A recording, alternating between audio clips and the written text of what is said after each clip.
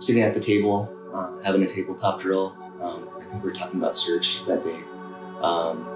We felt that initial boom, and we kind of all looked at each other and we thought that it was either an earthquake or a car crash outside the fire station. Kind of sitting, we have a black cloud of smoke coming up. We all just kind of looked at it, kind of in disbelief, instead of just running to the fire engine. To me, it felt like 30 seconds. It probably is no more than 2-3 seconds. My initial thought when I saw this was, how did a car drive right through this building? It looked like, because of that debris field, it looked like a car had gone 100 miles an hour through this building, and just there's debris everywhere, but I didn't see a car. And then also, in hindsight, how could a car get up to 100 miles an hour through a parking lot? That doesn't make any sense, but that's what it looked like. Engine 1 is on scene. I got a single-story commercial. I got heavy smoke coming from the center of the building. It does appear there's been some sort of explosion. Engine 1's going to be in attack mode. We have our own water supply. Stand by for 360. Break. Engine 3, can you get a look on Delta for me? We pulled up simultaneously with Engine 1. We were approaching from the north due to the debris field across Indian. I knew that we were probably going to be the only fire unit coming from the north. Everybody else was going to be cut off on the south side. So had a conversation with my operator on do we commit. We had a little bit of a visual on the Charlie side. And possible from Engine 3 on the Charlie side, we have large explosion with the building compromised. We got one vehicle, looks like it is on its roof with multiple explosions. I noticed what appeared to be a car upside down on fire, trash cans on fire, or a dumpster enclosure on fire, and then parts of the building. After a brief conversation with my operator and the rest of the crew, we decided to commit to the Charlie side parking lot. It's obvious that this was not normal, this was different.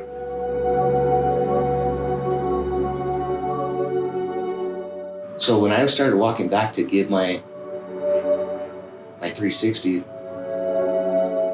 I keyed the mic and my peripheral vision started to open up. I started to see a little bit more things. Instead of looking at where we were, I was looking around me and behind me and up to Desert Regional and just seeing what that blast did and knowing how far it spread was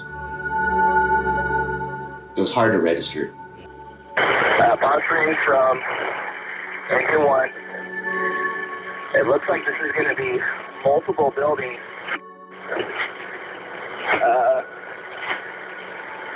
With damage, blast. Active fire from one vehicle in a parking lot. We'll be assessing for damage. And prior to exiting the apparatus, one more once over with the dudes. We all agreed, the hair on the back of our neck, we're standing up. This wasn't a normal incident. And keep your head on a swivel. You see something, say something. Something doesn't feel right. Let's take care of each other and let's just kind of be on high alert. 9-4 from Engine 1. I'm going to be assuming a fire attack. Division Alpha, on the Alpha side at 1199 North Indian. I was at Station 2, started heading towards downtown, and just listening to the reports, listening to Engine 1's, I knew this was something very different than a routine call, a routine fire. Kind of the hairs on the back of my neck started standing and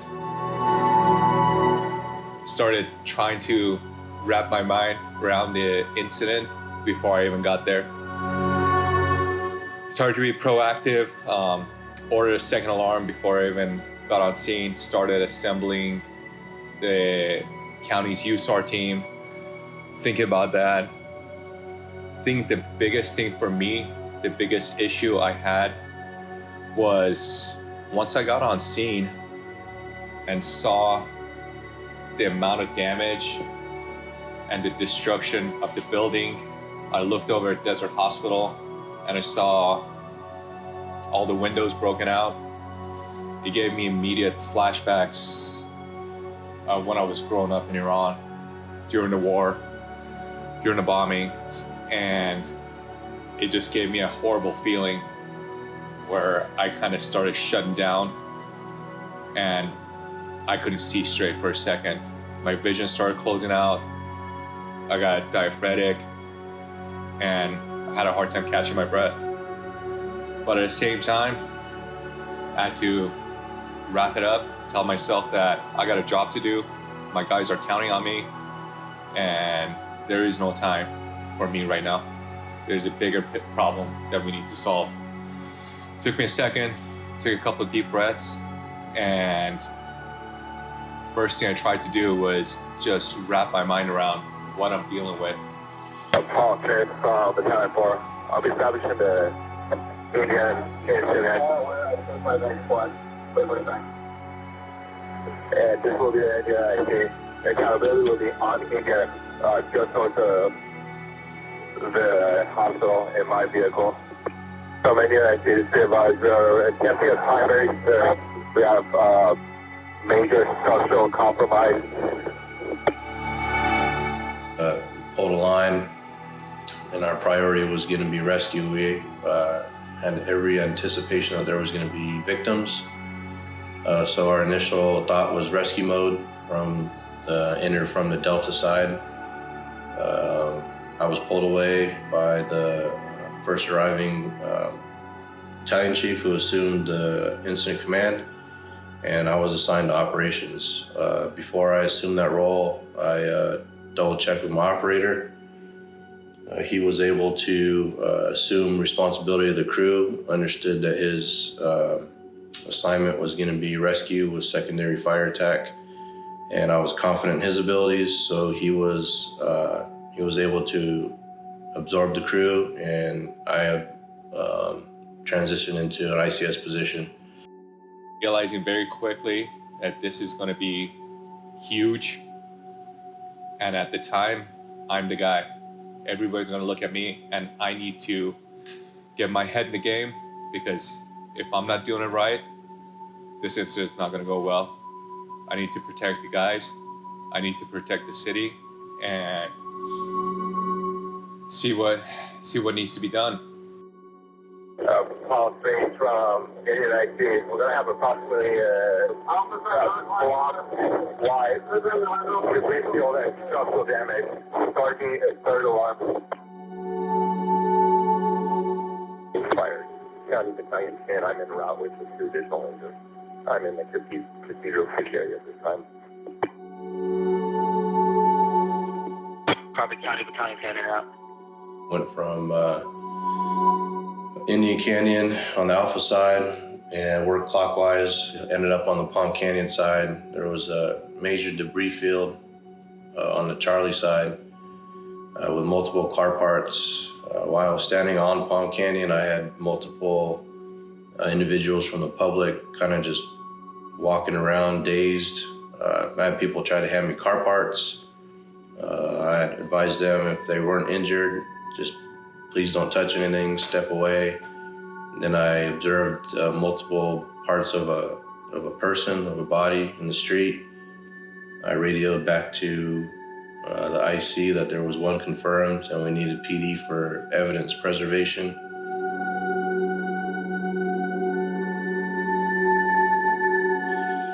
Okay, so IC, we have one confirmed fatality on Palm Canyon. That's going to be part of the medical clause. I'm giving it to you over there. Just advised the incident command to strike a third alarm if he hadn't already, and probably get the bomb squad, because to me it was obvious at that point that this wasn't a gas explosion. This was potentially a deliberate attack. I'll say from IC, this is extremely preliminary. Based on some of the reports we're getting, can you contact RSO and request their bomb squad units responded?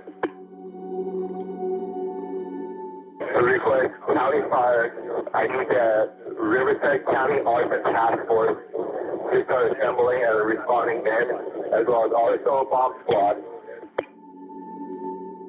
Copy. Riverside County Arson Task Force as well as the Bomb Squad.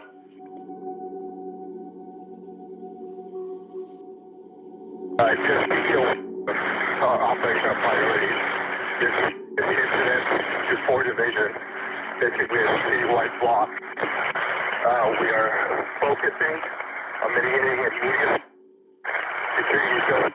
We have multiple buildings to start clearing out. The primary search event begins.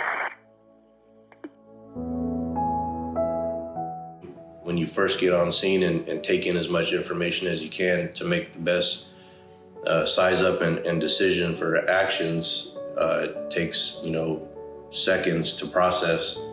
Once I returned to where we committed and parked,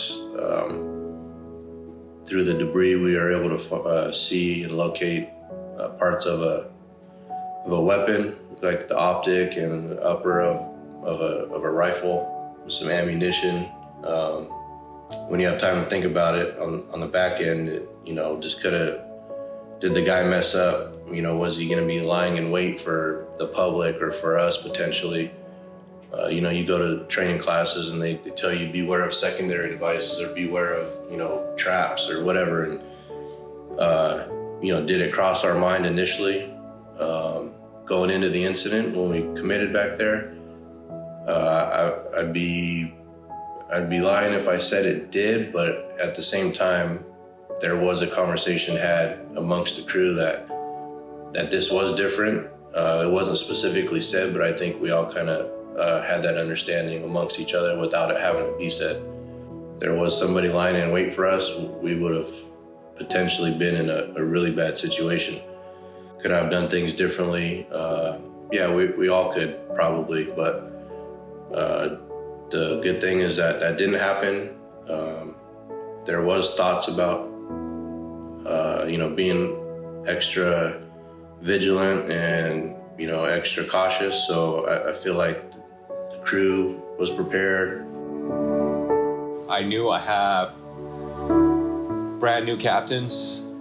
I knew I have brand new firefighters, but I had 100% trust in them, in their abilities, in their knowledge, in their skills, and I didn't think twice about giving them any kind of incident and giving them whole division, trusting what they're doing and what they wanted from me. I think overall the incident ran very well.